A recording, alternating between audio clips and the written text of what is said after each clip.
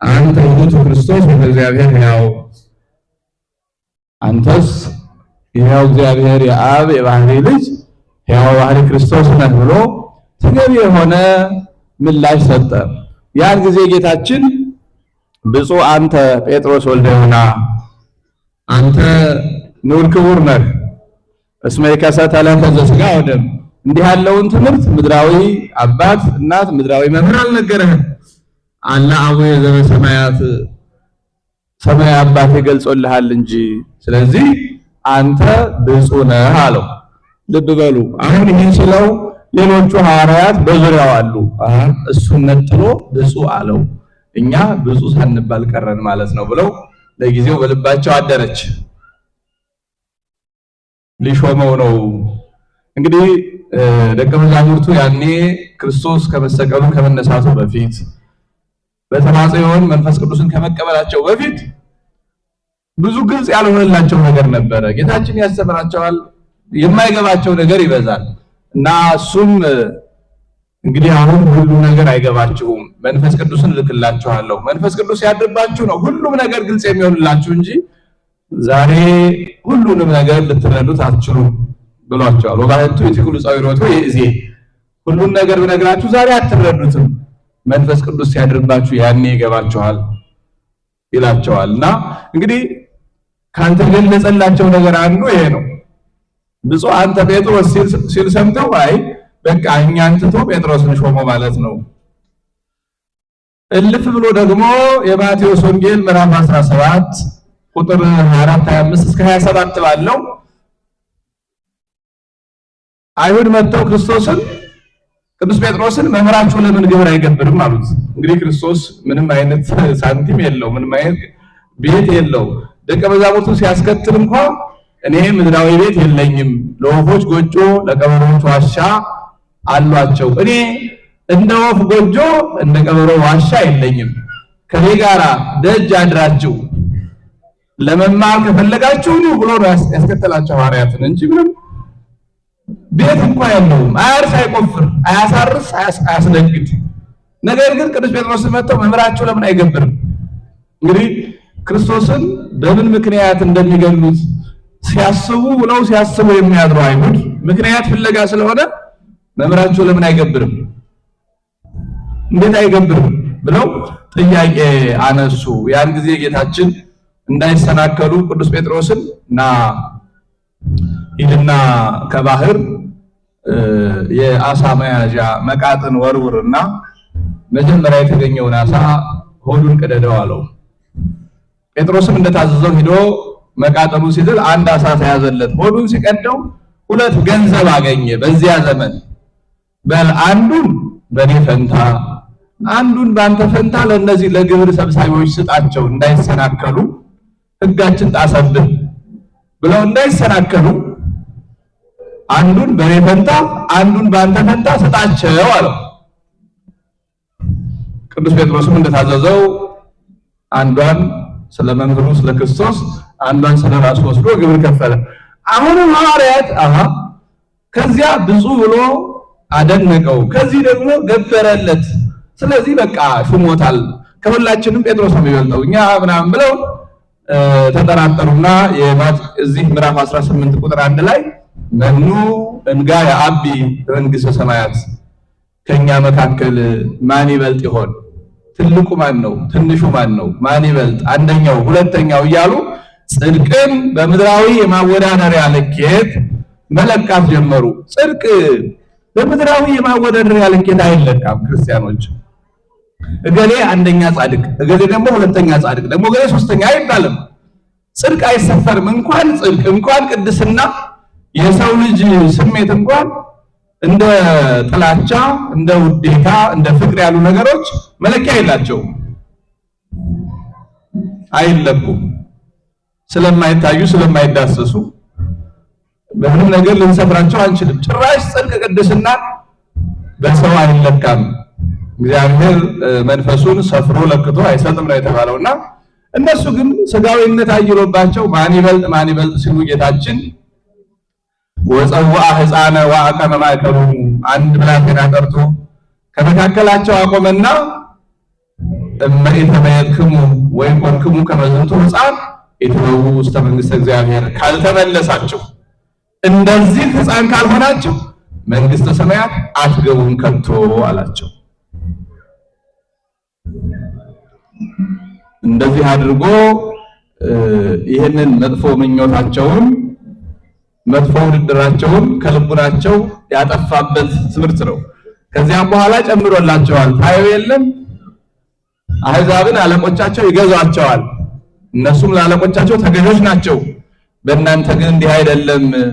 ከእናንተ የበላይ ሊሆን የሚወድ ቢኖር የሁሉ ተገዥ ይሁን። አለቃችሁ ሊሆን የፈለገ ካለ ለእናንተ ይታዘዝ፣ ያገልግል። እኔን አታዩኝም? ከሰማየ ሰማያት የወረድኩት ላገለግል እንጂ እንድታገለግሉኝ እኮ አይደለም። ወደ ባለሙያውስ ይመጻ ከመ ይትለአክዎ ዘእንበለ ዳይሙ ከመ ይትለአክ። እኔ እኮ የመጣሁት ላገለግል ነው። እንዴት ከኔ ከመምህራችሁ አትማሩ? ስለዚህ ትልቅ መሆን ከፈለጋችሁ ወደ ታች ራሳችሁን ዝቅ አድርጉ ብሎ እንደ ምሳሌ የጠቀሰላቸው አንድ ብላቴና ከጉባኤው መካከል ተነስ ብሎ አንድ ሕፃን ጠርቶ ካልተመለሳችሁ እንደዚህ ሕፃን ካልሆናችሁ ወደ መንግሥተ ሰማያት ከቶ አትገቡም አላቸው።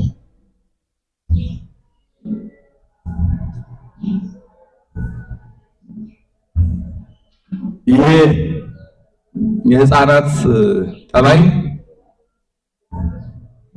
ለእያንዳንዳችን በጣም የሚገርም መልእክት ያለው ነው። ቅዱሳን ሲበቁ እንደዚያ ነው የሚሆኑት። ወደ ሕፃናት ጠባይ ነው የሚመለሱት። ሕፃናትን በደንብ አናስተውላቸውም እንጂ መምህሮቻችን ናቸው። ሁላችንም በዚያ መንገድ ነው ያለፍነው። ሕፃናት ነን። ሕፃን የመጀመሪያው ሕፃናትን የምንመስልበት መንገድ ምንድነው የተባለ እንደሆነ በሃይማኖት ነው። ሕፃናት በወላጆቻቸው ያላቸው እምነት ፍጹም ነው። ሕፃን አባቱ ሁሉን እንደሚያሸንፍ ነው የሚያውቀው። ምንም ነገር ይድረስበት፣ ማንም ነገር ይናገር፣ ለአባቴ እናገራለሁ ነው የሚለው። ምክንያቱም የእሱ አባት ሁሉንም እንደሚያሸንፍ ነው የሚያውቀው ሕፃን። ለምን? በአባቱ ላይ ጽኑ የሆነ እምነት አለው። ብላቴና እሱ እምነት ነው ያላቸው። ስለዚህ ካልተመለሳችሁ እንደዚህ ሕፃን ካልሆናችሁ ማለት እምነታችሁ በእግዚአብሔር ጽኑ ካልሆነ ማለት ነው። አባታችሁ እግዚአብሔር ሁሉን ቻይ መሆኑን ካላመናችሁ ማለት ነው። የሚመጣውን መከራ ሁሉን ቻይ በሆነው እግዚአብሔር አሸንፈዋለሁ የማትሉ ከሆነ መንግሥተ ሰማያት አትገቡም ነው ያላቸው። ብላቴና ሙሉ እምነት፣ ሙሉ ተስፋ፣ ሙሉ ትውክልት ነው ያለው በአባቱ ላይ። እኛም በአባታችን በእግዚአብሔር ሙሉ ጽኑ እምነት፣ ሙሉ ተስፋ፣ ትውክልት እንዲኖር ነው የሚፈለገው። እኛ ግን አቅም ስናጣ ነው ተፍጨርጭረን፣ አቅም ስናጣ ነው በእግዚአብሔር ላይ ትኩረታችን የምናደርገው። በደንብ መለየት ያለብን ጉዳይ ይሄ ማለት እኛ እንሰራው የታዘዘውን እኛ አንሰራም ማለት አይደለም።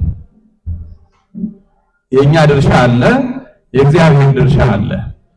የኛን ራሱ ስንሰራ አንተ ባርከው፣ አንተ ቀድሰው፣ አንተ የመጀ ያማረ አድርገው ብለን መባረክን መቀደስን ለእግዚአብሔር ሰጥተን ምድራዊ አክቲቪቲውን ደግሞ እኛ እናከናውናለን። ምንም ስናደርግ እግዚአብሔርን ይዘን መውጣት፣ እግዚአብሔርን ይዘን መግባት ነው የሚገባው። ሲቸግረንም መጀመር ያለብን ከእግዚአብሔር። አሁን እኛ ችግሩ ሲቸግረን በራሳችን መንገድ፣ በራሳችን ጥበብ፣ በራሳችን ጉልበት፣ በሰው ብዛት፣ በገንዘብ፣ በስልጣን እንሞክርና ሁሉም ነገር አልሳካ ሲል እንደገና እንደ መጨረሻ አማራጭ ወደ እግዚአብሔር። እንደዚህ አይደረግም። ስለዚህ ጌታችን በእኔ ላይ ጽኑ እምነት ከሌላችሁ መንግሥተ ሰማያት አትገቡም ነው ያለ። ሕፃናት በወላጆቻቸው ያላቸው እምነት በጣም የሚገርም ነው። ታዲያ ሕፃናት በአባታቸው በእናታቸው ጽኑ እምነት እንዳላቸው እኛም በእግዚአብሔር ጽኑ እምነት ካለን እሱም እንዳባት ይሆንልናል። ወከመ ይምህር አብ ወልዶ ከማሁ ይምህሮሙ እግዚአብሔር ለእለ ያፈቅርዎ። አባት ለልጁ እንዲያዝን እንዲራራ እግዚአብሔርም ለሚወዱት ይራራላቸዋል፣ ይቅር ይላቸዋል። ስርየተ ኃጢአትን ተስፋ መንግሥተ ሰማያትን ኃይሉ በመላእክት ያድላቸዋል። ስለዚህ ጌታችን እንደ ሕፃናት ካልሆናችሁ ሲል በጽኑ እምነት በእኔ ላይ ጽኑ እምነት ጽኑ ተስፋ ከሌላችሁ መንግሥተ ሰማያትን አትወርሱም ሲለን ነው። ምንም ስናደርግ እግዚአብሔርን ይዘን ነው። በነገራችን ላይ እግዚአብሔርን ይዞ የሚጓዝ ሰው ኃጢአት እንኳን አይሰራም። በስራው ሁሉ እግዚአብሔርን ይዞ ስለሆነ የሚገባው ኃጢአት ሊሰራ ሲል ይሄንንስ አብሮኝ አይሰራም እግዚአብሔር፣ በዚህ ጉዳይ አብሮኝ ስራ ልለው አልችልም፣ ይሄ ኃጢአት ስለሆነ ብለን እንተዋለን። እግዚአብሔርን ረስተን ስንጓዝ ነው ጽድቁንም ኃጢአቱንም እያቀላቀልን የምንሰራው። ሁልጊዜ ግን በስራችን ሁሉ እግዚአብሔርን አስቀድመን ይህን ስራ አንተ ባርከው፣ በዚህ ስራ ላይ አንተ ቅደም፣ አንተ ከፊት ሁን ምን ከሆነ ኃጢአት ለመስራት ስንዘጋጅ፣ ሰው ለመበደል ለማጥፋት ስንዘጋጅ አንተ ባርከው አንተ ቅደም አንልም። ስለዚህ ይህንንማ አባቴ አምላኬ እግዚአብሔር አይወደውም ብለን እናቆማለን። እግዚአብሔርን ይዞ የሚሄድ ሰው እግዚአብሔር ያለው እዚህ ቅጽር ብቻ አይደለም፣ በየቤታችን አለ፣ በየቢሮአችን አለ። ቢሮአችን ስንከፍት እግዚአብሔርን ይዘን ነው። ስራ ስንጀምር እግዚአብሔርን ይዘን ነው። ኮምፒውተራችን ስንከፍት እግዚአብሔርን ይዘን ነው። ሱቃችን ስንከፍት እግዚአብሔርን ይዘን ነው። እርሻውን ገበሬው ሲጀምር በስመ አብ ብሎ ከወፉ ከአእላፉ ጠብቀህ አብላን ብሎ ነው የሚረጨው። ምርቱንም ባርኮ ነው የሚያስገባው። እግዚአብሔርን ይዘን ጉዟችን ከጀመር ከኃጢአትም እንጠበቃለን፣ የምንሰራውን ቡሩክ ይሆናል፣ ኋላም ለመንግስቱ እንበቃለን። ለምን ካልተመለሳችሁ እንደ ሕፃናት ካልሆናችሁ መንግስቴን አትወርሱም ብሎናልና። ሌላው እንደ ሕፃናት ካልሆናችሁ ሲል ጌታችን ሕፃናት ቂም የሚባል ነገር አያውቁም። ሀዳጋያነ በቀል ናቸው። ከተውኑ ይረሱታል። እኛ ደግሞ ትንሿንም ትልቋንም አጠራቅመን እንደ መልካም ነገር በልቡናችን የመቋጠር መጥፎ ልማድ አለብን። ስለዚህ ሀዲገ በቀል ቂም በቀልን ከልቡና ማራቅ ማለት ነው። እንደ ሕፃናት መሆን። ሕፃናትን ልብ በሏቸው። እርስ በርሳቸው ሲጫወቱ በስህተትም አውቆም ሳያውቅም አንዱ አንዱን ሊያስለቅሰው ሊመታው ይችላል።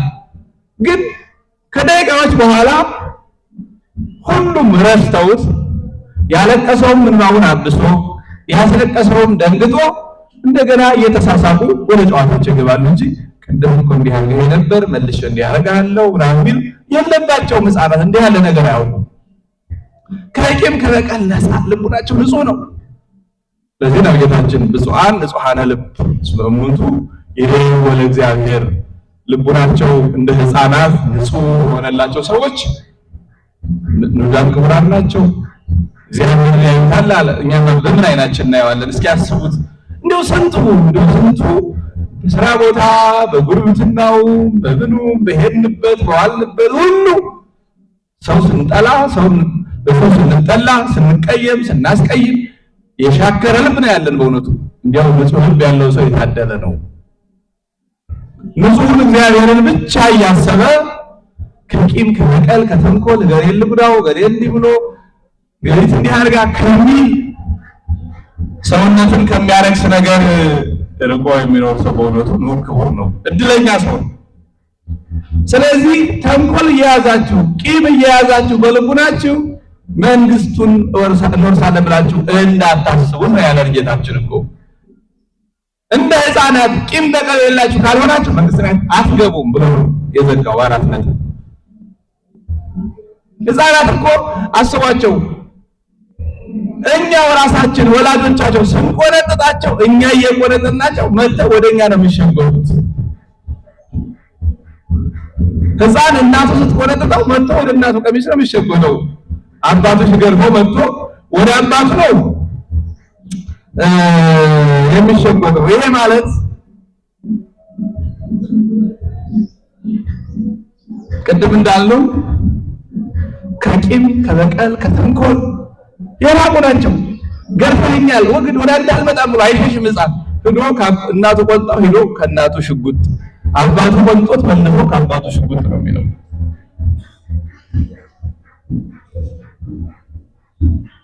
በቀል ቂም ስለማያውቁ ሌላው እግዚአብሔር እንዴት መከራ ያመጣብኛል እንዴት እንዲገስጸኛል ብለው ጻድቃን እንደ ሕፃናት ስለሆኑ አይሸሹም። መከራ ይመጣ ወደ እግዚአብሔር ነው። ችግር ሲገጥማኝ ወደ እግዚአብሔር። ኢዮብን አስቡት። መከራው ሲጨምር ወደ እግዚአብሔር፣ መከራው ሲጨምር አሁንም ወደ እግዚአብሔር። እየተቆነጠጠ ወደ አባቱ እየተቆነጠጠ ወደ እናቱ እንደሚሸቆጠው ብላቴና ቅዱሳን መከራ እንኳን ሲገጥማቸው ወደ እግዚአብሔር ነው። እኛ በእውነቱ ብዙ የኛ ክርስቲያን ትንሽ ነገር ተገጠመው ለማኩረፍ ቅርብ ነው። ምክንያቱም አብዛኛው ሰው ቤተክርስቲያን እናቴ የሚለውን በአንደበቱ ይናገራል እንጂ በተግባር አልተረዳም። ይሄን በቀላሉ ላረጋግጥላችሁ እችላለሁ። አብዛኛው ሰው ቤተክርስቲያን እናቱ ወይም የቤተክርስቲያን እኔ ባለቤት ነኝ የሚለውን አላረጋግጥም ገና። ለምን በሉ ከመካከላችን አንዱን የሆነ ካህን አንድ ዲያቆን አንድ ካህን ቢያስቀይመው በቃ አብሮ ይቀራል። ቤቱ አይደለማ። ሰው የሆነ ሰው አስቀየመኝ ብሎ ከገዛ ቤቱ የሚኮበልል አለ? ገለ ያስቀየመኝ ብሎ ቤቱ የሚተው ሰው አለ? ቤት ነው አይደል? ይኬዳል። እኛ ግን ቤተክርስቲያንን ገና ቤታችን እናታችን እግዚአብሔር አባታችን የሚለው ላይ ስላልጸናን ቤተክርስቲያን አካባቢ መተን የሆነ ነገር ሲገጥ አረ በቀር ይሻለኛል። ቤተክርስቲያን ሲሄዱት እንዲህ ነው፣ እዛው እንዲህ ያርጉት፣ እዛው እንዲህ ይሁኑት ምን ሰው አለ እንዴ? ምን ማለት ነው ይሄ? ይሄ ቤተኛ አይደለም እንዴ? ይሄ ቤት እናታችን አይደለም እንዴ? የእግዚአብሔር አባታችን ቤት አይደለም እንዴ? ሰው አባቱ ቤት ይሄዳል። ሕፃን ሲቆነጠጥ ወደ አባቱ አይደለም እንዴ የሚሄደው እንዴ? ዲያቆን ጸበል ሲያድል ቶሎ ነው ያልሰጠኝም ብለው አቁርፋው የሚቀሩ ሰዎች ገጥመውናል። ዲያቆን ጸበል ሲያድል አዳላብኝ ብለው በቃ አልሄድም ቤተክርስቲያን። የእግዚአብሔርን አባትነት የቤተክርስቲያን እናትነት በትክክል አይምሯችን ላይ አልተከልነውም። ብዙዎቻችንም ይሄን ነው ማስተማር ያለብን ክርስቲያኖች። የኛ አባትነት ታውቁታላችሁ፣ ጥለን ነው የምንሞተው። የኛ እናትነት ታውቁታላችሁ፣ ጥለናቸውን የምንሞተው አይደል እንዴ? የማይሞተው አባታቸውን እግዚአብሔርን እናታቸውን ቤተክርስቲያንን በሚገባ ማሳወቅ ለአፍ አይደለም፣ ለአፍ ሳይሆን በቃ ቤተክርስቲያን እናቴ ናት ብለው እንደ እናት እግዚአብሔር አባቴ ነው ብለው እንደ አባት እንዲደገፉ አድርጎ ማስተማር ያስፈልጋል። ይሄንን ጨርሶ ነው አልሰራነውም። መሰራት ያለበት ይሄ ነው። እግዚአብሔር አባቴ ቤተክርስቲያን እናቴ ብሎ ያደገ ሕፃን ምንም መከራ ሊበግረው አይችልም። በምንም መንገድ ቢሆን ቤተክርስቲያን ሊርቅ አይችልም። ሰው ከአባቱ ሰው ከእናቱ ወዴት ይሄዳል? በእውነቱ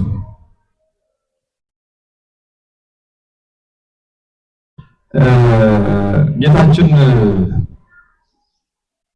ሐዋርያትን ስጋውን ብሉ ደሙን ጠጡ ሲል አይሁድ እንዴ እፎ ይክል ሀበነ ስጋው እንዴት ስጋውን ሊሰጠን ደሙን ሊሰጠን ይችላል እያሉ ብዙዎች ሲበተኑ ሐዋርያትን እናንተም መሄድ ከፈለጋችሁ ሂዱ አላቸው። መሄድ ትፈልጋላችሁ ሲላቸው አባይ ከናውር ዘቃለ ሕይወት በከ እንዴ እኛማ ወዴት እንሄዳለን? የሕይወት ቃል ያለ ካንተ እንደሆነ አውቀን የተጠጋነ እኛማ የት እንሄዳለን? ልጆቻችን እንዲህ እስከሚሉ ድረስ ነው ክርስቲያኖች መስራት ያለብን። ወዴት እንሄዳለን እስኪሉ ድረስ ከቤታችን ከቤተክርስቲያን ከአባታችን ከእግዚአብሔር ወዴት እንሄዳለን እስኪሉ ድረስ መስራት ያስፈልጋል። አብዛኛው ክርስቲያን እንደዛ አይደለም። በአንድ በተራ ነገር አቁርፎ የሚቀረው ይሄ ቤት የራሱ ቤት መሆኑን ያልተረዳ ሰው ከራሱ ቤት አቁርፎ አይቀርም። ጎረቤት ተናገረኝ የሆነ ሰው ምን አለኝ ብሎ ከራሱ ቤት አቁርፎ የሚቀር ሰው የለም በስጋዊው። ታዲያ ምን ነው? ስለዚህ ተመልሳችሁ እንደ ሕፃን ካልሆናችሁ መንግስተ ሰማያት አትገቡም ሲል ሕፃን አቁርፎ ከእናቱ አይሸሽም። ሕፃን አኩርፎ ከአባቱ አይሸሽም፣ እየተገረፈ ወደ አባቱ እየተቆነጠጠ ወደ አባቱ የሚመለሰው። ቤተክርስቲያን በጾም በቀኖና ስትቀጣችሁ ኃጢአት ሰርተን ስጋችን አርክሰን ወደ ካህኑ ስንሄድ ይሄን ያህል ቀን ጾም፣ ይሄን ያህል ስግደት ስገድ፣ ይሄን ያህል ምጽዋት መጽውት፣ ይሄን ያህል ጸልይ ብላ ቤተክርስቲያን ትቀጣናለች። ይሄ መንፈሳዊ ቅጣት ነው። ተቀጣን ብለን ከቤቱ አንርቅም። እየተቀጣን እስከዚህ ቀን ድረስ ቀኖናው እስከሚያልቅ ስጋው ደግሞ እንዳትቀበል ብላ ቤተክርስቲያን ታግደናለች።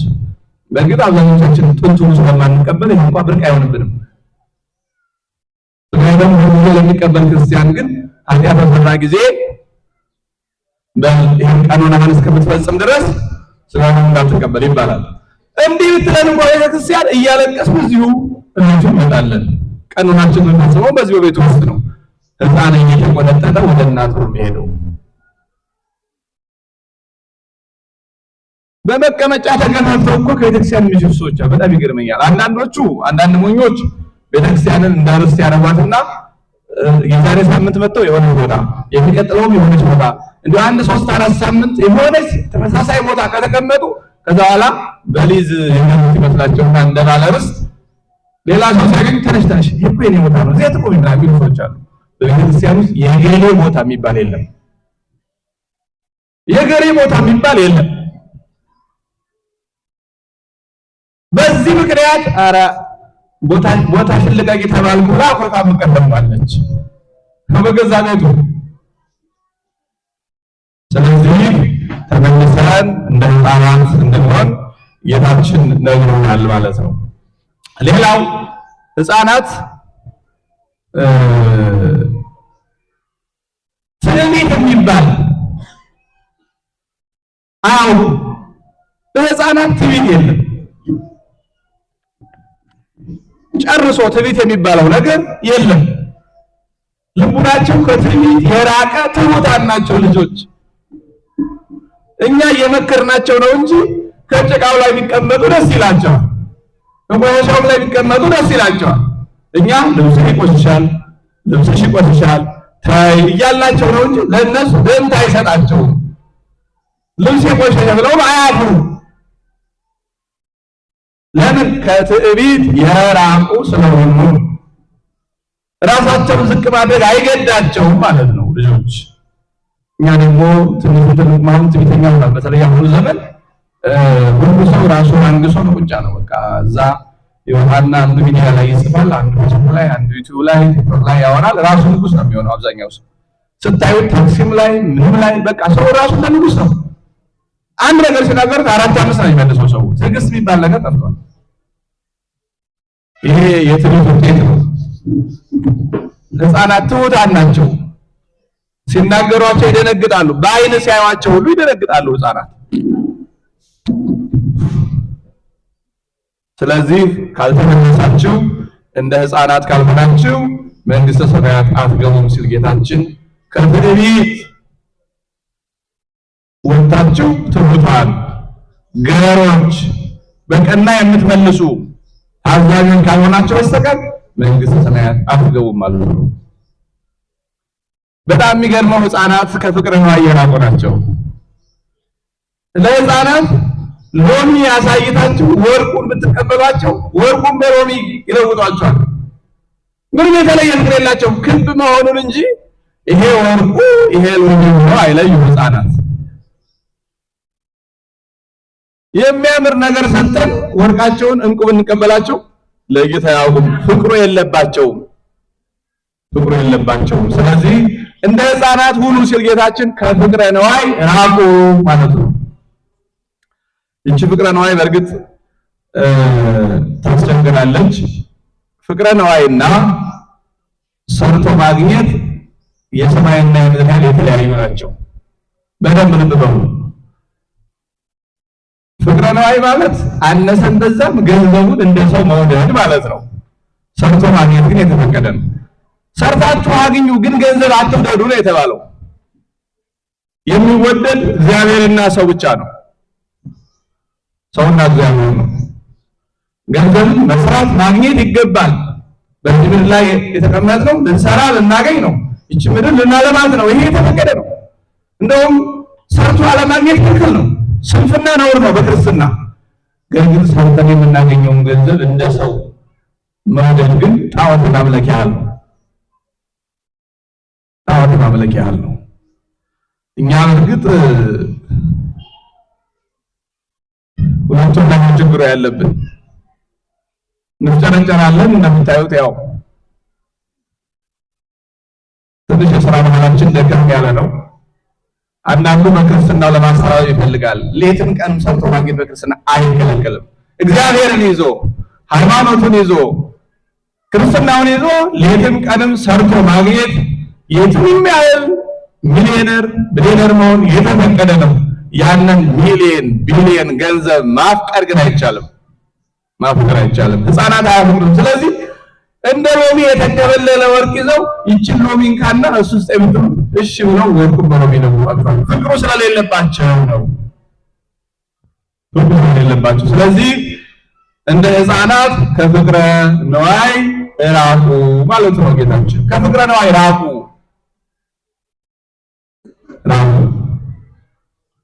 ስሩ፣ አግኙ፣ ይኑራችሁ፣ ነገር ግን አትውደዱት። ተጠቀሙበት፣ ለሚገባ ነገር አውሉት እንጂ ግን እንደ ሰው አትውደዱ። ሕፃናት ከፍቅረ ነዋይ የራቁ ናቸው። ብዙ የሕፃናት ጠባይ ከኛ ሕይወት ጋር የሚመሳሰል እንደው ሳናስተውለው የምናልፈው ብዙ ጠባይ ያላቸው ሕፃናት። ሕፃን በእናቱ ማህፀን ሳለ በእትብት በቀጥታ ከእናቱ ምግብ እየቀነሰ ይመገባል። ከተወለዱ በኋላ ደግሞ ከጡት አልቅሶ የሚታለለው በጡት ነው። ወደ ጡት ብቻ ነው የሚያዘገው። እናት የቤተክርስቲያን ምሳሌ ናት። ወተቱ ደግሞ የስጋው ደግሞ የቃል ኪዳን ምሳሌ ነው። ሕፃን ሲያለቅስ የሚታለለው በጡቱ፣ ምንም ሲል በጡቱ፣ ሲርበው በጡቱ፣ ፈልጎ እናት ሄዶ የሚሸበጠው ወደ ጡት ነው። ወተት ነው የሚፈልገው። እኛም እንዲህ እንድሆን ነው እግዚአብሔር የሚፈልገው።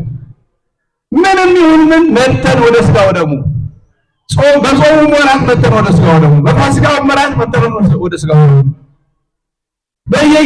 በየጊዜው ሁልጊዜ ከመንበሩ ስር ስጋውን ስንበላ ደሙን ስንጠጣ እንድንገኝ ነው እግዚአብሔር የሚፈልገው።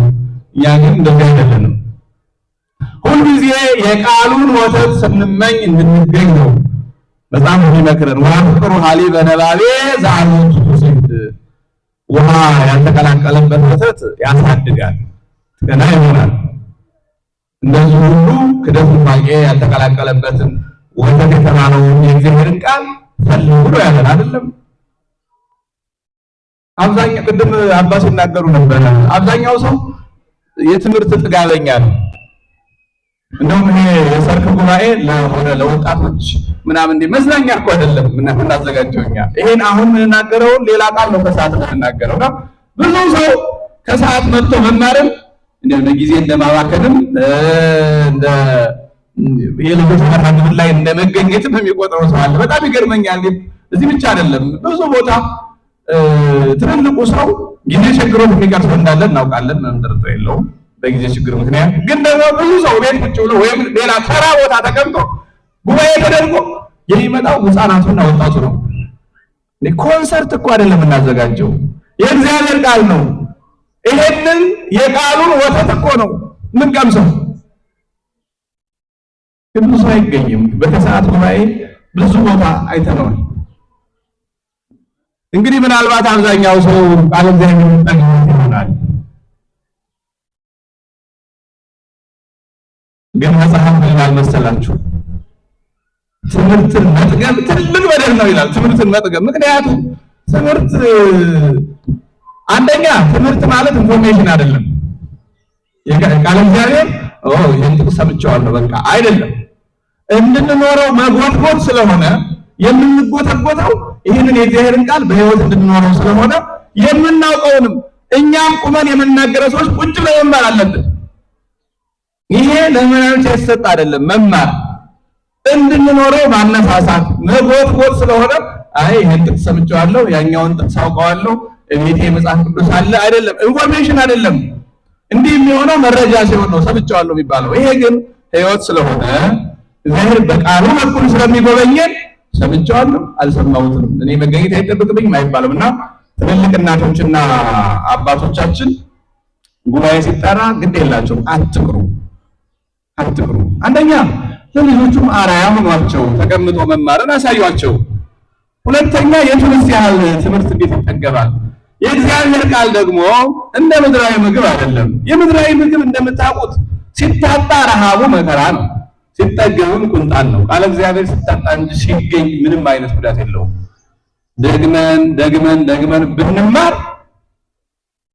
ብንማር ከክፋት ወደ በጎነት ከኃጢአት ወደ ጽድቅ እየተመለስን ከርኩሰት ወደ ቅድስና እያደግን እንሄዳለን እንጂ እንደ ምድራዊ ምግብ ሲበዛ ተጓዳኝ በሽታ የለውም የእግዚአብሔር ቃል። ስለዚህ ሕፃናት ሩጠው ሄደው በእናታቸው ወተት እንደሚጽናኑ የክርስቲያን መጽናኛ የእግዚአብሔር ቃል የክርስቶስ ሥጋና ደም ነው። የኛ ሰው ግን ያው ረሃብተኛ ነው። እዚህ ላይ ነው የተከለከለ ሁሉ ነው ይመስለው። ይሄ ከሥጋው ከደሙ የመራቅ ጠባያችን እንዴት እንደሚስተካከል እንጃ። ሕፃን ከእናቱ ወተት ርቆ እንዴት ነው ጤነኛ የሚሆነው? እንዴት ነው የሚያድገው? የሚጎለምሰው እንዴት ብሎ ነው?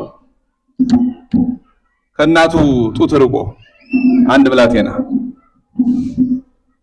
አብዛኞቻችን ግን የዛ ጠባይ ይታይብናል። ብዙ ሰው ሩቅ ነው እንጂ እንደምን። ስለዚህ ጌታችን ሕፃን ሩጦ ወደ እናቱ ጡት ወደ ወተቱ እንደሚሸጎት እናንተም ከኃጢአት ሸሽታችሁ ወደ ሥጋው ደሙ፣ ከጸብ ሸሽታችሁ ታርቃችሁ ወደ ሥጋው ደሙ፣ ንስሐ ገብታችሁ ወደ ሥጋው ደሙ፣ ብድግ ብላችሁ ወደ ቃል እግዚአብሔር ማልዳ ገስግሳችሁ ወደ ሥጋው ደሙ ገስግሱ፣ ሩጡ። እንዲህ የሆነ እንደሆነ መንግስቱን ትወርሳላችሁ፣ ካልሆነ መንግስቴን አትወርሱም ነው እያለን ያለው።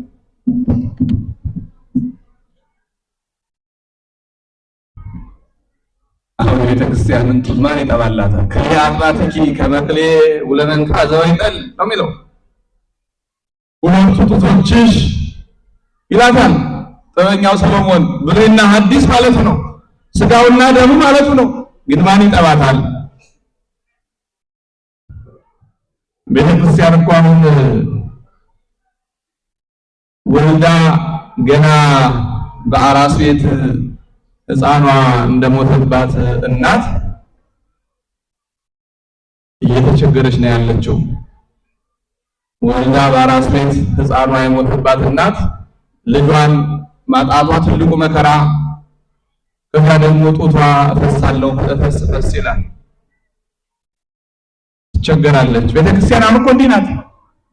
ይቀድሳሉ አምስቱ ካህናት ብቻ ተቀብለው ይመለሳሉ።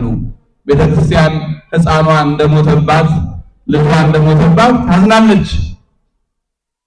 የክርስቶስ ሥጋና ደም የምታሳድግበትን እውነተኛውን ወተት የሚጠጣላት አጥታ ታዝናለች። ቤተክርስቲያን በሐዘን ላይ ናት። ምን አለ ክርስቲያኖች እናታችን ብንጠባል ክፈሉ አልተባለ፣ ገንዘብ ክፈሉበት አልተባለ፣ በወርቅ በብር ግዙት አልተባለ። ኑ እናንተ ከጠማችሁ ኑ በነፃ ብሉ ጠጡ ነው ያለ ወርቅ ነው ያለው ኢሳይያስ እኮ ያለ ወርቅ። ምን አለ በእውነቱ እናታችን ቤተክርስቲያንን ባናሳዝናት። ወልዳ ስታበቃ በ40 ቀን በ80 ቀን ሁላችንም ወልዳ ስም አውጥታ ሰይማ ወልደ ሚካኤል ገብረ ሚካኤል ወለተ ሚካኤል ብላ ሰይማ ስታበቃ ምን አለ ጡቷን ባንተውባት። ሕፃን ጠብቶ ያድጋል። ክርስቲያንን ጠብቶ ነው የሚያድገው። ያልጠባ ሕፃን ጤነኛ አይሆንም።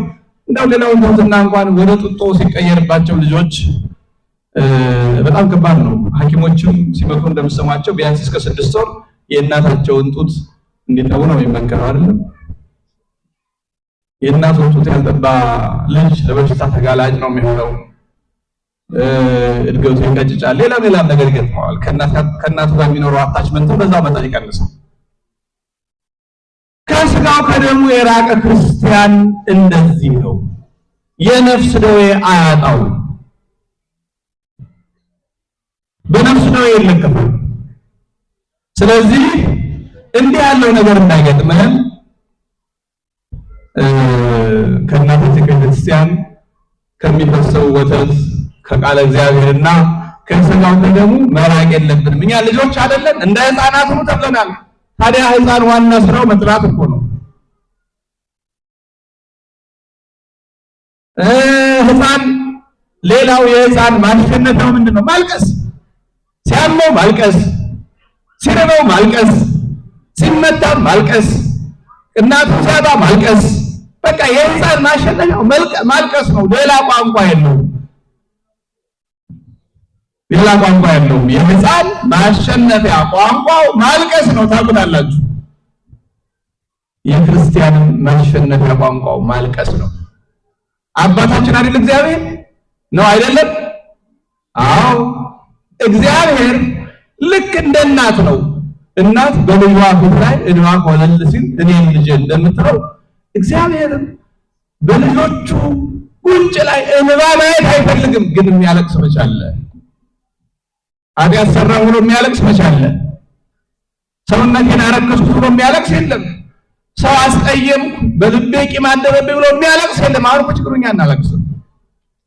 ያላለቀሰ ብላቴና እናቱ አባቱ ሊረዱት አይችሉም። ምክንያቱም የሕፃን ቋንቋው ልቅሶ ነው።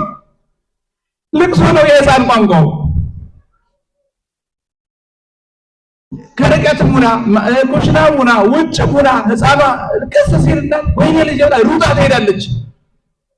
እንዴ እኛ አላለቅስበታል። እግዚአብሔር ታመናል እኮ በኃጢአት ታመናል፣ በዘረኝነት ታመናል፣ ተለቅፈናል፣ በልዩ ልዩ በሽታ ታመናል፣ ግን አናለቅስም። ይሄ በጣም ከባድ ነው በእውነቱ። ይሄ በጣም ከባድ ነው። ሰው ታምሜያለሁ ካላለ እንዴት ነው ታውቃላችሁ? በሽታው የአእምሮ ህመም ነው የሚባለው። ሌላ ሰው እግሩን ቢያመው ሌሎቹን ሕዋሳቱን በሙሉ ቢያመው እንደታመመ ይረዳል፣ ሐዘኑን ለሰዎች ይገልጻል። ቢችል ወደ ሐኪም ቤት ብቻ መፍትሄ ይፈልጋል። አእምሮውን ከታመመ ግን እኔ ብሎኛለሁ ነው የሚለው። የኛ አሁን እንደዛ ነው የገጠመን። ወደ አእምሮ በምነት አድጎብናል እንጂ እንዴት በዚህ ዘመን ሰው አያለቅስም በእውነቱ። እግዚአብሔር ደግሞ እንደ እንባ የሚያስፈራው ነገር የለም። እግዚአብሔር ከኛ አሁን እኛ ሩሮ ይሆን ይመስለናል። ጌታችን በማቴዎስ ምዕራፍ 7 ላይ ለምኑ ታገኛላችሁ፣ ፈልጉ ይሰጣችኋል የሚለው ላይ ምን አስቀምጧል መሰላችሁ? ለምነን እናጣለን ብላችሁ ወይም እግዚአብሔር ይጨክንብናል ብላችሁ እንዳትጠራጠሩ። አሁን እናንተ ልጃችሁ ዳቦ ቢጠይቃችሁ ድንጋይ ትሰጡታላችሁ እንዴ አለ። እናንተ እንኳን ክፉዎቹ፣ እናንተ እንኳን ተንኮለኞቹ ልጃችሁ ዳቦ ቢጠይቃችሁ ጥርሱን ይስበረው ብላችሁ ድንጋይ አትሰጡትም። ልጃችሁ አሳ ቢጠይቃችሁ ጊንጥ እባብ አትሰጡትም፣ መርዙ ይግደለው ብላችሁ። ይልቅስ ከዳቦው ቅርፊቱን አስወግዳችሁ ለስላሳውን፣ ከአሳው አጥንቱን አስወግዳችሁ ስጋውን ሰውታላችሁ። እናንተ እንኳን ግፎቹ አለ ሰማይ አባታችሁ ቸሩ አባታችሁ እግዚአብሔርማ ከእናንተ ይልቅ እንዴት አይራራም ማለት እንዴት አይራራ። ሩሩ ነው እኮ እግዚአብሔር፣ አይችልም። አሁን እግዚአብሔር ልጅ ነው ያጣው። እሱ ምንጊዜም አባት ነው፣ ያው ነው። አንተሰ አንተ ከማለት አንተ መቼም ያው ነህ። ትናንት በአባቶቻችን ዘመን ይራራ ነበር እግዚአብሔር፣ የወዳጆቹን እንባ ያብሳል። ዛሬም በእኛ ዘመን ልጅ አጣ እንጂ እግዚአብሔር ያው ነው፣ ይራራል። ነገም በልጆቻችን ዘመን እግዚአብሔር ያው ነው፣ ይራራል። ግን የሚያለቅስ ልጅ አጣ። እኛ መፎካከር፣ ተንኮል ማሴር፣ መምከር ምናምን ነው የምንወደው። እግዚአብሔርን እስኪ እንደው ስናለቅስበት እንደተሸነፈ እኮ ነው እግዚአብሔር የኖረው። በእነ ሙሴ በወዳጆቹ በእነ አብርሃም ሲሸነፍ እኮ ነው እግዚአብሔር። እኮ ተሸናፊ አምላክ ነው። ገርማቸው በተለይ ካለቀስንበት ህዝቡ በድሮ ጣዖት አቁሞ ብሩን ወርቁን እንደ አምላክ አድርጎ እያመለከ አስቸግሮት በቃ ይሄን ሕዝብ ማጥፋት አለብኝ ብሎ ከወሰነ በኋላ ሙሴ አይሆንም አለ። አሁን ተመልከቱ፣ ሙሴ እኮ አንድ ሰው አልፈጠረም። የፈጠራቸው እግዚአብሔር ግን ሙሴ ወዳጁ ስለሆነ ሙሴ በጣም ባለሟሉ ስለሆነ ሙሴ ልጁ ስለሆነ እግዚአብሔር በሙሴ አይጨክንም። ሕዝቡን አጠፋለሁ ሲል አይሆንም አለ ሙሴ። አይሆንም። በጣም የሚገርመው ቃል ግን ምን ይላል መሰላችሁ? እባክህ ተወኝ ላጥፋቸው አለው ይላል። አሁን ሙሴና እግዚአብሔር ምን ተወዳድረው ነው? ሙሴ አንድ እንደኛው ሟች ሰው ነው አይደል? እግዚአብሔር ግን ምን ይለዋል? ሙሴ እባክህ ተወኝ። ወዳጅነት እኮ እንዲህ ነው። እግዚአብሔር ለወዳጆቹ ያለው ቦታ ለወዳጆቹ በጣም እባክህ ተወኝ፣ አታስቸግረኝ። አይሆንም አለ ሙሴ። አሸነፈ። እነሱን ማጥፋት ከምታጠፋ ለምን እኔን አትገለኝም? ወይ አንተን አልገልም፣ አንተን ከምገል ሁሉንም ይቅር ብላችሁ ይሻለኛል ብሎ እኮ ነው እስራኤል ከሞት ያዳናቸው። ሶማኮ ሙሴ ህሩዩ ቆመ ቅድሜሁ አበምድር ወይ ከበስራው እኮ ነው። በመከራው ሰዓት ሙሴ በአማላጅነት በፊቱ ባይቆም ኖሮ ይላል ቅዱስ ዳዊት ያጠፋቸው ዘንድ ተናግሮ ነበረ። ግን ሙሴ ከፊቱ ሲቆም መጀመሪያ እኔን አጥፋና ከዚያ ህዝቡን ሲለው አይ አንተን ወዳጀን እስከማጠፋ ሁሉም ይሄን አይላፍ እስራኤል ይቅር እለዋለሁ። እንባ ይወድማ እግዚአብሔር። አሁን ልጅ ነው ያጣው እግዚአብሔር። ስለዚህ ተመልሳችሁ እንደ ሕፃናት ሆኑ ማለት ኃጢአት በሰራችሁ ጊዜ መጣችሁ አልቅሱ፣ በተጣላችሁ ጊዜ መጣችሁ አልቅሱ፣ ሀገር መከራ በገጠማችሁ ጊዜ መጣችሁ በእግዚአብሔር ቤት አልቅሱ፣ ቅድስና ምሕረት በራቃችሁ ጊዜ መጣችሁ አልቅሱ ማለት ነው። እግዚአብሔር በማንኛውም ምክንያት መተን ካለቀስ ከፊታችን እንባ ማየት አይፈልግም። እንባ ማየት አይፈልግም። እኛ ስጋዊ እናት አባቶቻችን ስናጣ እንዴት እንደምናለቅስ ታውቃላችሁ። ስጋዊ ወንድሞቻችን ስናጣ እንዴት እንደምንመራ ታውቃላችሁ። እንደውም ለሰው የሚሰል ጭምር አለበት። ኧረ ገሊት አላለቀሰችም፣ እግል አላለቀሰም እየተገመገመም ጭምር ስለሆነ እግዚአብሔርን ያህል ጌታ ቅዱሳንን ያህል ስናጣ ግን ምንም ፍጭጭ አይለንም። በእውነቱ ይሄ የመንፈሳዊነታችን መውረድ መቀነስ የሚታወቅበት አንዱ መንገድ ነው ክርስቲያኖች። ስለዚህ ጌታችን ምን አለ? አልቅሱብኝ። በቃ እኮ ጥበቡን እኮ ነገረን። እሱ ራሱ እኮ የሚሸነፍበትን መንገድ ነገረን እኮ። እናንተ አልቅሱብኝ፣ እኔ አልችልም። ስለዚህ ተመልሰን እንደ ሕፃናት መሆን ማለት ይሄ ነው ክርስቲያኖች። በጣም የሚገርመው ይሄን ሁሉ ትምህርት ሲያስተምር ጠርቶ ከፊቱ ያቆመው ብላቴና እንደ ምሳሌ ያስተማረበት ካልተመለሳችሁና እንደዚህ ሕፃን ካልሆናችሁ ብሎ ምሳሌ አድርጎ ያስተማረበት ሕፃን አግናጤዎስ ይባላል። ቅዱስ አግናጤዎስ ዛሬ እረፍቱ ነው። የቅዱስ አግናጤዎስ ያ ልጅ ገና ሕፃን ነው። ያን ጊዜ ሐዋርያትን ለማስተማር ብቻ ከተሰበሰበው ሕዝብ አንዷን ልጅ ያቀፈችውን እናት እስኪ ላኪው ልጅሽን ብሎ ከፊቱ አቁሞ ካልተመለሳችሁና እንደዚህ ሕፃን ካልሆናችሁ መንግሥተ ሰማያት አትገቡም አላቸው። ያ ሕፃን ቅዱስ አግናጤዎስ ይባላል። ቅዱስ አግናጤዎስ እጅግ በጣም ለክርስትና ቀናኢ የነበረ ሊቅም ነው። ለብዙ መናፍቃን መልስ በመስጠት መናፍቃንን በቃልም በአፍም በመጽሐፍም በማሳፈር ከዚያም ባለፈ በሕይወቱ በማሳፈር የታወቀ ሊቅ ነው። የታወቀ ሊቅ ነው። በጣም ብዙ መከራ ደርሰውበታል መናፍቃን አይሁድ እና የሮም ነገስታት ብዙ መከራ ደርሰውበታል። የመጨረሻ ሕይወቱ በአንበሳ እንዲሰበር ነው የተደረገውና ወደ ሮም ሲሄድ ክርስቲያኖቹ እናቶች፣ አባቶች እንግዲህ ኤጲስቆጶስ ነው የነበረው ሊቀ ጳጳስ ነው። ከፊቱ ቆመው አባታችን እባክህ አትሙትብን፣ እባክህ ትረፍልን፣ እባክህ እያሉ እያለቀሱ ከፊቱ እየወደቁ ሊሄድ ነው። ከሄደ ነገስታቱ ይዘው እንደሚገሉት በሳት እንደሚያቃጥሉት ለአራዊት እንደሚጥሉት የታወቀ ነገር ነውና ምዕመናኑ ሴቶቹም ወንዶቹም ከፊቱ እየወደቁ ኧረ እባክህ ቢያንስ አንተ ትረፍልን ሲሉት ተው፣ ልቤን አትዘንጥሉት፣ እኔ ወደ ቤተ እግዚአብሔር እንደገባው እንደ መገበሪያው ስንዴ ለእግዚአብሔር መስዋዕት ሁኜ ለመቅረብ ወስኛለሁና ልቤን አትክፈሉት አላቸው። ከዚያ በኋላ ቅዱስ አግናጤዎስ ያረፈው ሕዝብ በስቴዲየም ተሰብስቦ የሮም ሕዝብ በስቴዲየም ተሰብስቦ ዙሪያውን ከቦ እያየ ለተራቡ አንበሶች ተጥሎ ነው። በዚህ ምክንያት ቅዱስ አግናጤዎስ ምጥው ለአንበሳ የሚል ቅጽል ስም አለው። ለአንበሳ የተሰጠ ማለት ነው። አግናጤዎስ ምጥው ለአንበሳ፣ ምጥው ለአንበሳ። ወደኛ ሀገር ብዙ ድርሰቱ አልመጣም። ጥቂት የተወሰነ ድርሰቱ ሃይማኖተ አበው አካባቢ ይገኛል። በስንክሳርም ታሪኩ ይገኛል። ብዙ ተዋስኦዎቹ መናፍቃንን የረታበት ብዙ መጽሐፉ ያው ወደኛ ሀገር አልመጣም። በዚህ ዕለት እረፍቱ ነው ቅዱስ አግናጤዎስ። ስለዚህ ቅዱስ አግናጤዎስን አቁሞ ምን አለ? እንደዚህ ሕፃን ካልሆናችሁ መንግስት ማለት ነው ማለት ቆራጥ ማለት ነው። አግናጤዎስ ቆራጥ ነው። ለፈጣሪው ያለው ፍቅር ልዩ ነው። እኔ ለፈጣሪ እንደ መገበሪያ ስንዴ በአንበሳ ጡንቻ እፈጭለታለሁ አለ።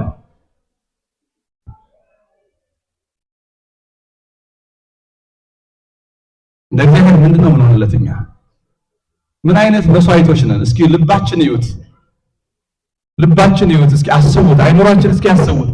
ለእግዚአብሔር ዙፋን የሚሆን ቦታ አለ በልባችን ውስጥ? እግዚአብሔር መቼስ ከቂም ጋራ ከተንኮል ጋራ ወንበር ተጋፍቶ አይቀመጥም። በልቡናችን ቂም ካለ እግዚአብሔር ከኛ ልብ ላይ ምንም ሊያድር አይችልም። በልቡናችን ተንኮል ካለ እግዚአብሔር ከኛ ልብ ላይ ሊያድር አይችልም። የኛ ሰውነት የተዘጋጀው የእግዚአብሔር መሰዊያ ነው። አንደበታችን ጸሎት የምንሰዋበት፣ ልባችን ፍቅር የምንሰዋበት፣ እጃችን ምጽዋት የምንሰዋበት፣ እግራችን ቁመን የምንሰዋበት፣ ሰውነታችን በሙሉ እኮ መሰዊያ ነው። ግን መሰዊያው ካልታጠበ፣ መሰዊያው ካልከበረ፣ መሰዊያው ከረከሰ መስዋዕቱ አይከብርም አይከብርም። እኛ ችግር ሕፃን ንጹህ ነው፣ መሰዊያውን ንጹህ አድርጉ ነው እግዚአብሔር ያለው። ሕፃን ንጹህ ነው፣ አንደበቱ ንጹህ፣ ሰውነቱ ንጹህ፣ ልቡ ንጹህ። ንጹሃን ሆናችሁ መስዋዕት አቅርቡ። መስዋዕት እኮ ማለት የክርስቶስ ሥጋና ደም ብቻ አይደለም። ክርስቲያን ጸሎት መስዋዕት ነው። በአንደበታችን ነው የሚሰዋው።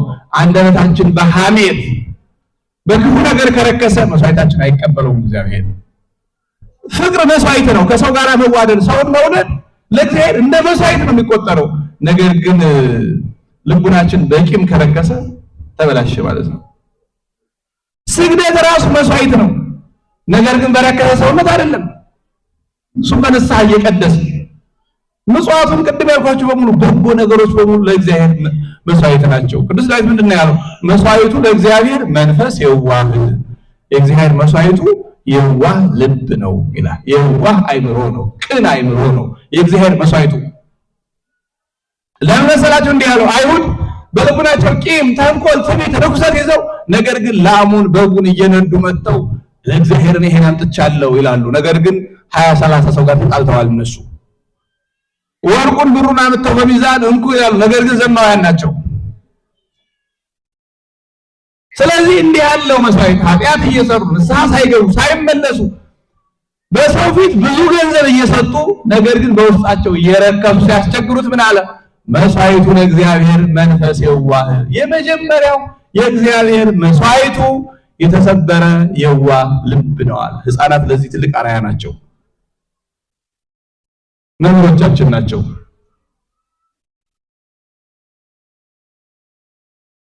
ቅዱስ ጳውሎስ ምንድን ነው ያለው? ለክፉ ነገር እንደ ሕፃናት ሁኑ ይላል። ለክፉ ነገር እንደ ሕፃናት፣ ለበጎ ነገር አይደለም ማለት። ለበጎ ነገር አዋቂዎች ሁኑ፣ ለክፉ ነገር ግን እንደ ሕፃናት ሁኑ። ምክንያቱም ሕፃናት ክፉ ነገርን አስበው ዶልተው መክረው አድመው አሲረው ተንኮል ፈጥረው ምናምን አይጎዱም። ሕፃናት እንደዛ ነገር የላቸው። ስለዚህ ለክፉ ነገር እንደ ሕፃናት ሁኑ። ሕፃናት በቀላሉ ይታለላሉ፣ በቀላሉ ይሸወዳሉ። ለክፉ ነገር እንደ ሕፃናት ሁኑ፣ የዋሆች ሁኑ። ለበጎ ነገር ግን አዋቂዎች ሁኑ የተባሉ። ስለዚህ እንደ ሕፃናት ሁኑ የተባሉ ለክፉ ነገር ነው። ከክፉ ነገር እንድንርቅ እንድንሸሽ ነው። በአጠቃላይ የሕፃናት ጠባይ መምህር ስለሆነ በየቤታችን ያሉትን ሕፃናት የምናያቸው እንማርባቸው። ክርስቲያኖች እንማርባቸው።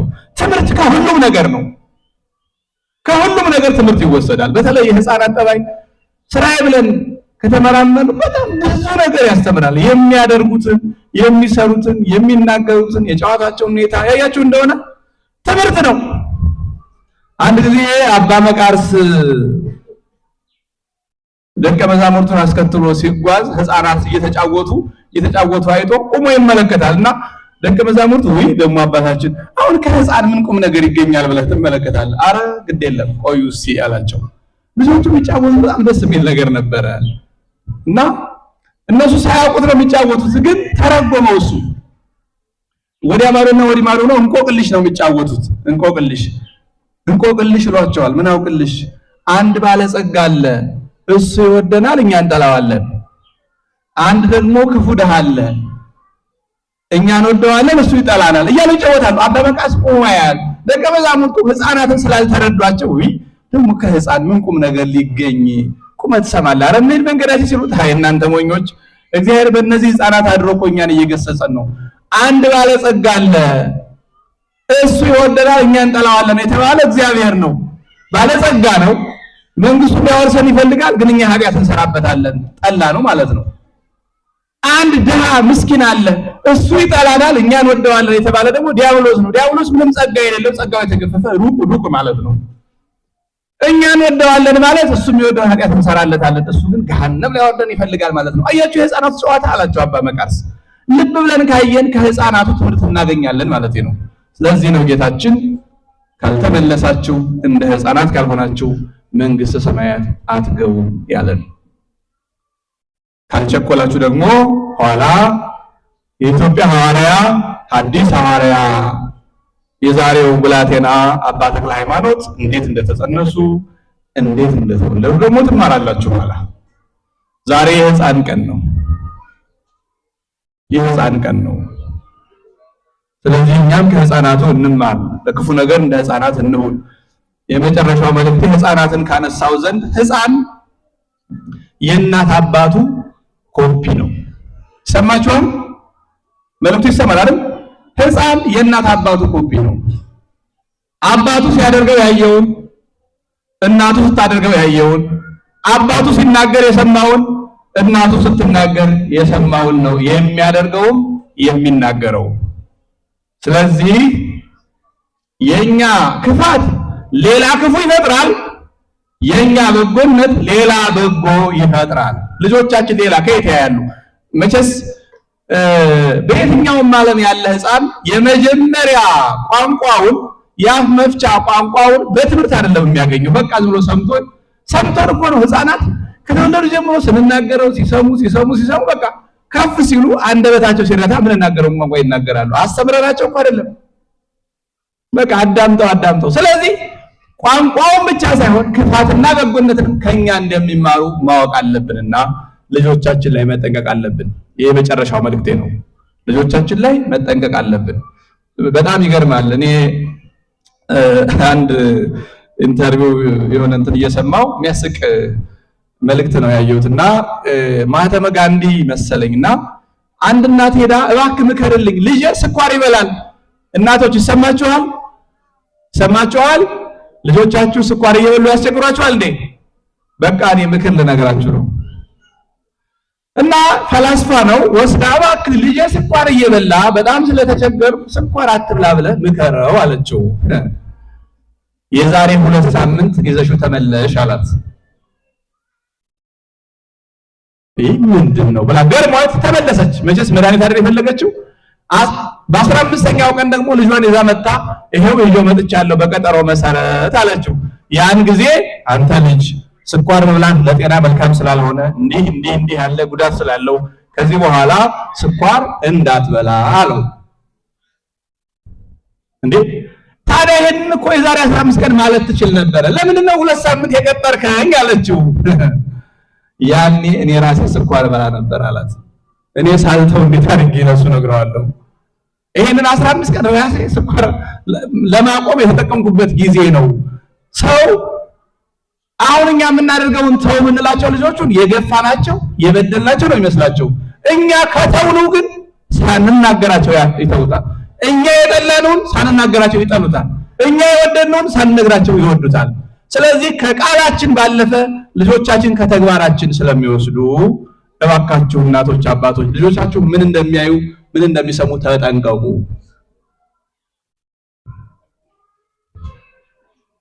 ተጠንቀቁ፣ ልጆቻችን እኛ እንዳናበላሻቸው። ሌላው ያው ልጆቹ ማደግ ያለባቸው ቤተክርስቲያን ነው። እኛን ስጋውያን ወላጆቻቸውን እንዳወቁ መንፈሳዊ አባታቸው እግዚአብሔርን፣ መንፈሳዊ እናታቸው ቤተክርስቲያንን እያወቁ ማደግ ይኖርባቸዋል። ይሄንን እስኪ ሌላ ቀን ሰፋ አድርገን በሚቀጥሉት መርሃ ግብር ነው እንጂ እንዲሁ በቀላል መልእክት የምናልፈው አይደለም።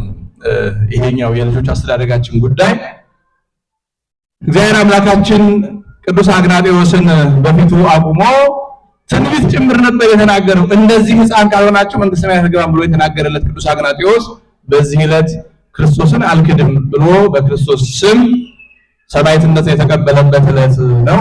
የጻድቁ አባታችን የቅዱስ አግናጤዎስን በረከት ያሳድርብን። እኛም እንደ ሕፃናት ሆነን ከቂም ከበቀል ከተንኮል ርቀን ንስሐ ገብተን ስጋውን ደሙን ተቀብለን መንግስቱን እንድንወርስ አምላካችን እግዚአብሔር ይፍቀድልን። በሰላም ያውለን።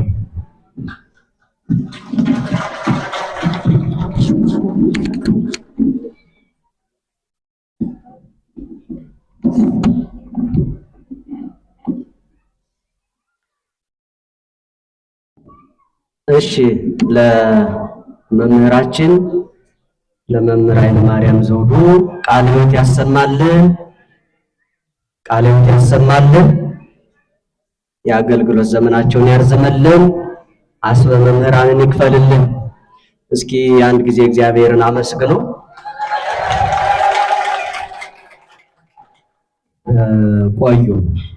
ቆዩ አላለቀም። የተወሰነ ተረጋጉ። ብዙ ጊዜ ያው ችግር እንዲህ አይነት ችግር ገጥመናል። ማለት አንድ ትምህርት አንድ የሆነ አገልግሎት ሲፈጸም ተነስቶ የመሄድ ችግር አለና ያው ቆይታችኋል፣ የሥራ ጊዜም አልፏል። ስለዚህ የተወሰነ ተረጋጉ። ታቦተ ሕጉ አሁን 4 ሰዓት ላይ ስለሚወጣ በረከት አግኝታችሁ እንድትሄዱ በዚሁ እናሳስባለን። ወደ መዝሙር ነው መወስዳችሁ። ከዚያ በፊት ቅድም ያሳሰባችሁን ማሳሰቢያ ደግመዋለሁ። ዛሬ ከቅዳሴ ውጭ 9 ሰዓት በቀጥታ ቁርስ ከተቀመሰ በኋላ ጉባኤው ይቀጥላል። ከአዲስ አበባ ከሩቅ መጥተዋል። እንግዲህ መምህራን መጋቤ ሰናያት አብይ መኮንን በዚህ ይገኛሉ። ስለዚህ የቤተ ክርስቲያንን ጥሪ አክብረው እንዲህ መምህራን ከአዲስ አበባ ሲመጡ እኛ እዚህ ቁጭ ብለን በእውነት ለመናገር